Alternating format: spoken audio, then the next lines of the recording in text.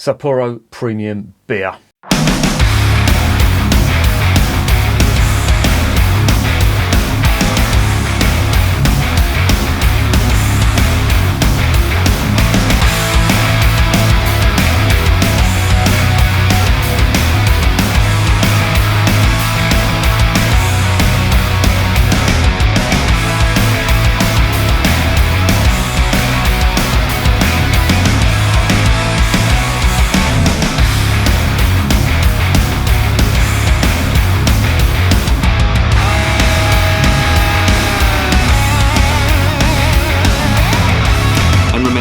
Life is too short to be drinking shitty beer.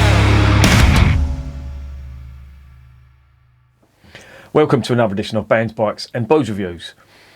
I have got one here today from Japan, and it is the Sapporo Premium Beer.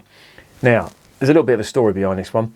I recently reviewed the Sapporo Black Beer, and it really impressed me, to the point where I was really impressed, and I really wasn't expecting that, because I've seen this on the shelves in Morrison's quite a few times, and I've always bypassed it because I don't know, there was something about it, and I know it's me being superficial and all that, but I just did not like the look of the can.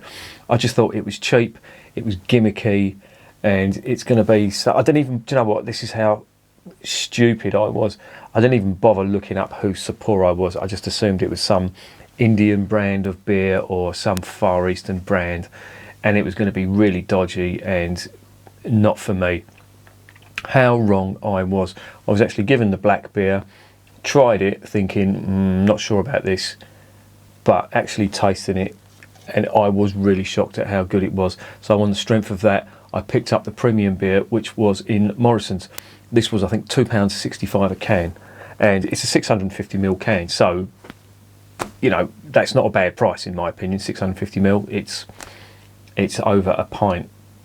So that's, you know, that's not bad at all. They're a Japanese brewery. They're one of the oldest Japanese breweries. And what surprised me again about the Sapporo Brewery, they do not use rice in their beer.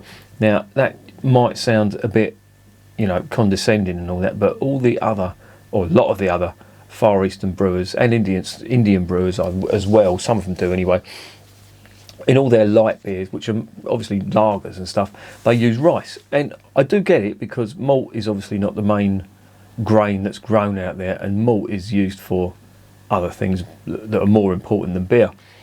And rice is an adjunct that is used by Far Eastern brewers, and Budweiser use it as well, so that must tell you something about it.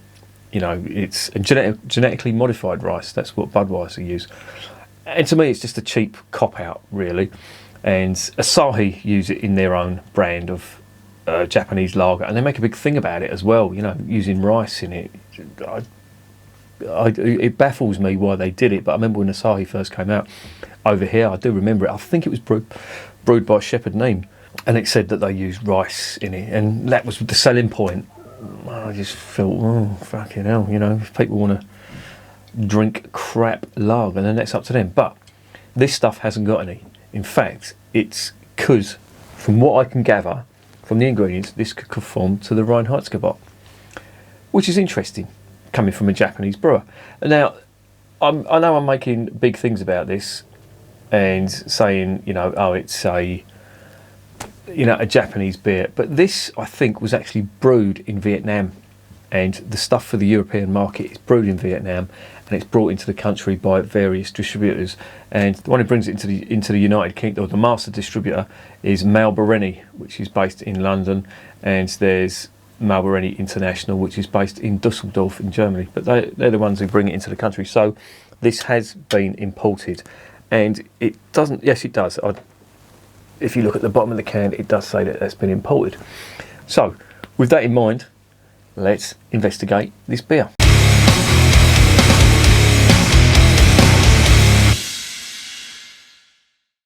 Right, as I just said, it's a 650ml can. It is 5%. It is a premium beer. By that, I assume they mean a lager. I'd be very surprised if they didn't mean a lager. And one thing that really did catch me on the other black beer that they do was the can, how strong it was. I don't know what this is made out of. It's like it's armoured steel or something. I couldn't crush it. And that's, you know, most beer cans you can just crush in your hands, but that one I just couldn't. It's quite a novel design as well. It's quite ergonomic.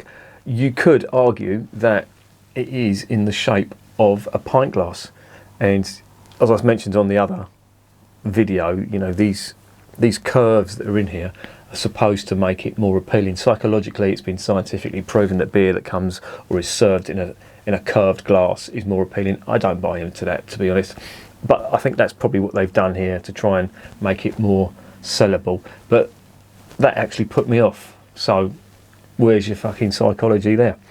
Anyway, enough about that. Let's get it open. Let's see what's going on.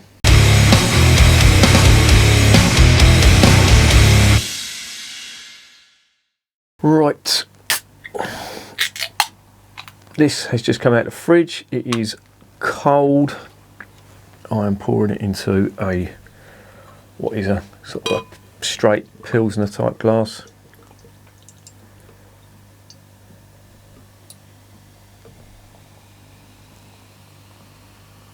And the thing I like about this glass is it does give a bit of a head on it.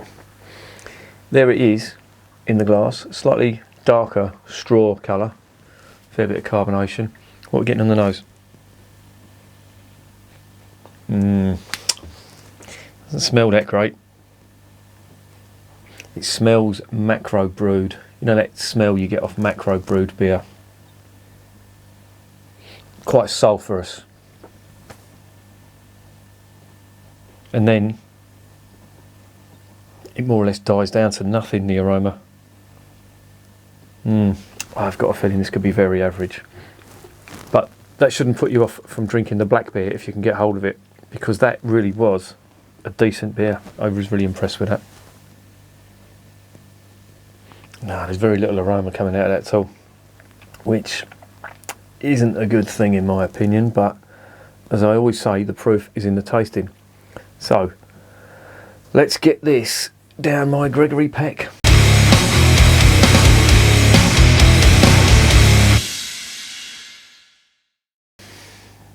Cheers.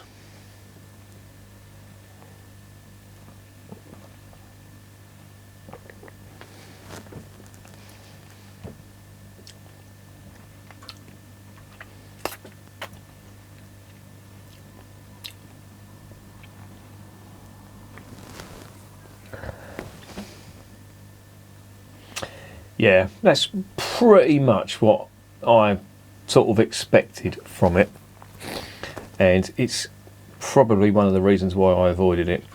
It tastes like a very generic macro brewed beer.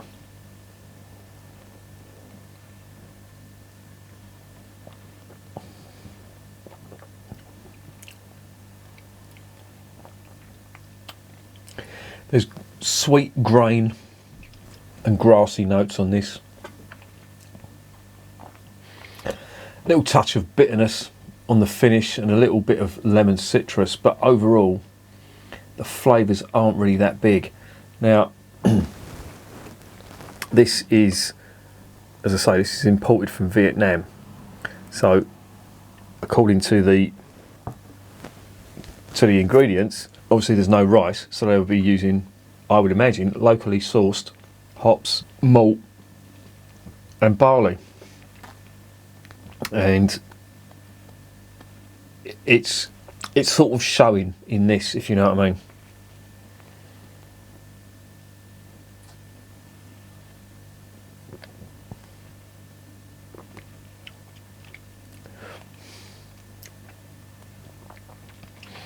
It's just a very generic lager. And the flavours aren't really that big, and I would imagine that this would be perfectly fine with an Indian, you know, as long as the beer isn't the main focus of what you're consuming at the time. This would be perfectly adequate. It's quite refreshing. It's not really offensive, all things considered, but it just doesn't taste as good as the other stuff, the black beer.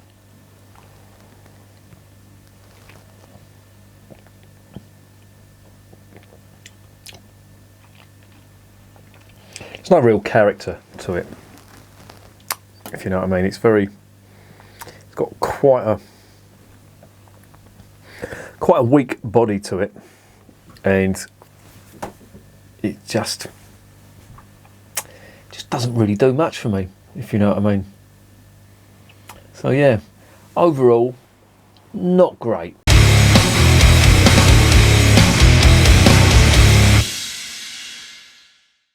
So what's the verdict on Sapporo Premium Beer? Well, I'm a little bit disappointed. Maybe I was a bit blown away by the black beer. I thought the lager was going to be as good or on the same sort of level. And to be honest, it really is a very average lager. There's not much character in there that would make me remember this, make me want to buy it again. Don't get me wrong, it's not really doing anything nasty. There's no nasty flavours in there, but I could just tell from the aroma that it sort of had that macro brewed aroma that you get from, you know, that lager. That's, you know, slightly sulphurous.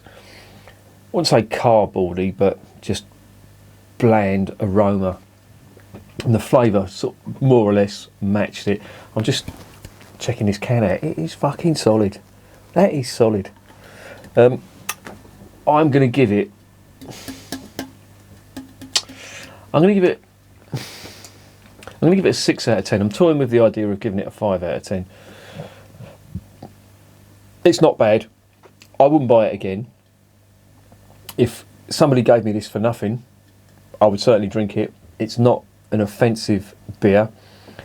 I'd imagine it would go well with a meal because it's very uncharacteristic. So, you know, you'd be drinking beer, but it wouldn't be interfering with the flavour of the food. But it really doesn't do much. I really do recommend the black beer, the Sapporo black beer, over this. That's got much more character, much more flavour, and it's generally a better beer, if you know what I mean. Now, I know I shouldn't be comparing dark lager to normal lager, but the quality just speaks for itself on the dark lager. This doesn't really do it.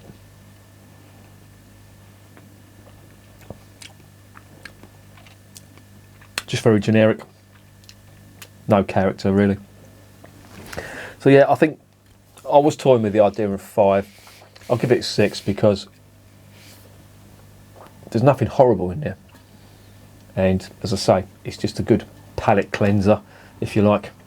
So yeah, 6 out of 10, a generous 6 out of 10, and I recommend it if someone gives it to you for nothing. But don't go out your way to buy this. If you want to try Sapporo beer, try the black beer.